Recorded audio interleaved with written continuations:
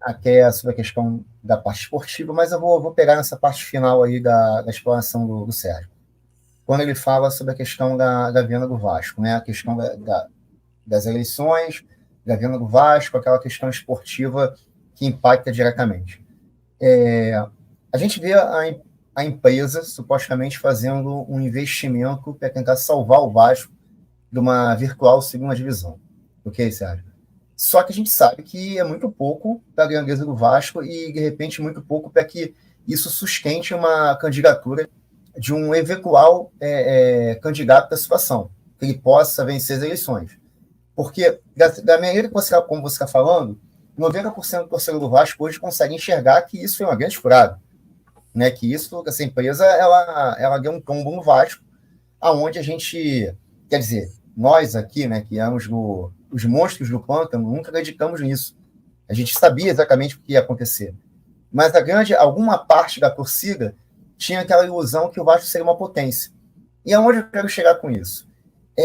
Você acha que eles farão algum investimento, você acredita nisso, até o dia 21, por exemplo, de agosto, para tentar dar um cala-boca na torcida com uma supostamente candidatura de um candidato à situação, para tentar sustentar isso, dizendo, tá vendo, nós tentamos salvar o Vasco, ou salvamos o Vasco, para poder tentar minimizar o impacto negativo que essa empresa teve no Vasco até agora. Bom, eles tiveram uma preocupação com, vamos dizer assim, resolver a situação do Vasco, reverter a situação do Vasco, a partir do momento que entrou dinheiro do próprio Vasco. Porque quando foi pedido pela direção do Vasco, aliás, de forma patética, que houvesse uma antecipação do aporte, que descobriu-se recentemente, aliás, um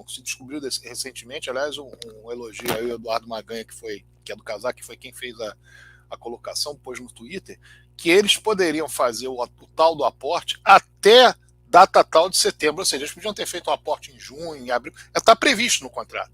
E eles disseram, não, vamos botar dinheiro aí de jeito nenhum. Mas o Vasco está desabando, que se dane se está desabando. Não vou botar dinheiro nenhum. Quando eles fizeram a negociação com a questão da TV, venderam atletas, aí agora podemos aqui investir em A ou B. Eu volto a falar, o torcedor, ele, por mais que as pessoas, o torcedor está alienado, não, o torcedor percebe algumas coisas. Essa é uma questão que não tem como justificar. Você para analisar e diz o seguinte, a situação do Vasco estava ruim na 6ª rodada, na 8ª rodada. E aí, no finalzinho agora da janela que houve, não, é só você pegar quando chegou o dinheiro. Antes do dinheiro chegar, não tinha nada assim. Porque sabe como é que você faz na janela?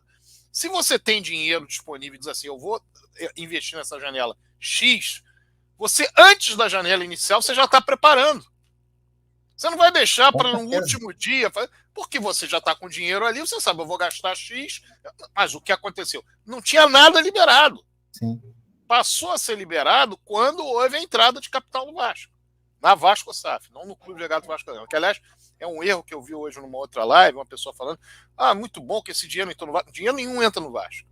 Dinheiro entra na empresa, que se chama Vasco SAF. O Vasco tem 30% dessa empresa. No caso dessa empresa dar lucro no seu exercício, e aí você pega 30% desse lucro e entrega para o Vasco, e ela dá lucro se ela quiser que dê lucro, porque ela, empresa, ela no Conselho de Administração são 7 votos, 5 são dela, no Conselho Fiscal são 3 votos, 2 são dela. Então, se não é para dar lucro, o Vasco, Clube de Regatas Vasco da Gama, não recebe nada. Então, o Clube de Regatas Vasco da Gama recebeu o quê da venda do Pedro Raul? Nada. Recebeu o que da venda do Aguinaldo? Nada. Recebeu o que da venda do André Santos? Nada. É assim que funciona. Recebeu o que dessa antecipação de 20% de cota TV? Nada. É isso que tem que ficar claro. Então, essa situação, eles só resolveram a partir do momento, resolveram se mexer um pouco mais, a partir do momento em que houve a entrada de um dinheiro. Então, o que podem vir a fazer, vou trazer mais um jogador, tudo isso pode ser feito, mas para reverter o quadro do Vasco, é necessário, fundamentalmente, que exista uma coisa chamada entrosamento e harmonia dentro de campo e blindagem desse elenco fora de campo.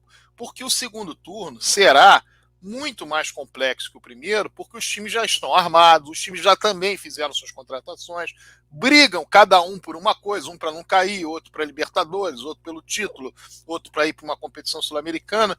E o Vasco perdeu a oportunidade no turno, com as equipes que ele está disputando diretamente, de obter os resultados em São Januário. O Vasco perdeu em São Januário para o Goiás, o Vasco perdeu em São Januário para o Bahia, o Vasco perdeu em São Januário para o Santos. Então o Vasco, aquelas equipes que estão disputando, estariam disputando no segundo turno uma colocação com o Vasco para não cair, o Vasco, para todas elas em São Januário, perdeu. E conseguiu com o Coritiba um empate fora, a única equipe dessas que o Vasco vai jogar dentro de casa no retorno. Então é uma situação que o Vasco precisa de muita coisa acontecer para sair dela. E a situação, aí a situação que eu digo, a situação, o grupo político da situação, já sabe, por uma questão quase que matemática, que a eleição vai acontecer na primeira quinzena de novembro. Primeira quinzena de novembro, vão faltar 4, 5 rodadas para o campeonato acabar. Então, essa situação de dificuldade que o Vasco vai ter, a não ser que o Vasco faça um segundo turno como o Botafogo fez, o Vasco vai chegar a essa altura numa dificuldade. Então, ele já sabe que isso vai interferir no processo eleitoral. Por interferir no processo eleitoral, por saber que vai interferir no processo eleitoral, o que eles vão tentar fazer ao longo do período é contar a história a respeito de que é o primeiro ano, é assim mesmo, etc. Mas o problema que o Vasco tem em campo é um problema que está dimensionado para a torcida do Vasco daquilo que aconteceu fora de campo, daquilo que aconteceu em relação à empresa, daquilo que aconteceu em relação a todo o trabalho que foi feito desde a venda do Vasco, passando pela montagem do time e o desdenhar dos problemas que o Vasco teve sem soluções rápidas e só achando as soluções no momento em que o dinheiro vindo dos próprios ativos do Vasco chegou à empresa.